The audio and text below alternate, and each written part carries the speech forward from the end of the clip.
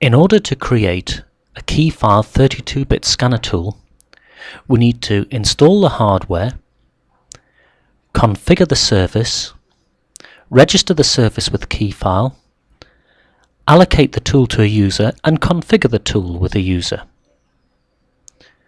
First of all, having installed the hardware, you need to make sure that you have the correct pixel translation driver. These are typically .pxn files for all Windows NT and derivative operating systems. Keyfile no longer provides any pixel translation files for you, so you must source these for yourself. Typically, you will have an installation disk which will install and create a pixtran directory. Once you have this installed, create a shortcut to your Keyfile 32-bit scanner object.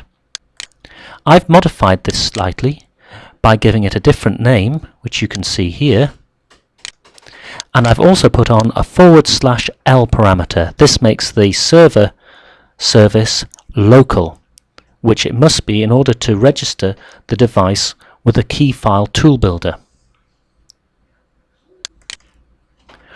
One final thing that I have to do is to make sure that I've modified the Keyfile ini. If I go into my Keyfile ini and all the way to the bottom, I should have an ISIS section. The ISIS section has an entry for driver equals, and then the label must be exactly the same as the name of the pxn file, as you can see here.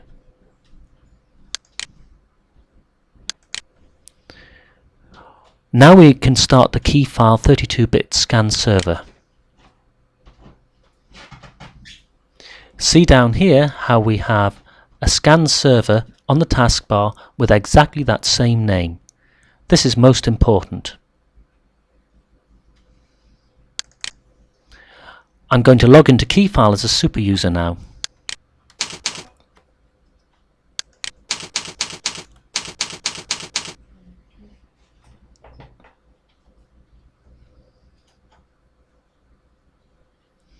And I've got to go into the System Tools and into the Tool Builder. As you can see here, I don't have a device registered for the Canon DR. I enter the name in the exact case that it is shown on the taskbar and select New. If this registers correctly, you should see the device appear in the existing Tools panel. I can close this window as my work with the Tool Builder is done. However, when I go into User Setup,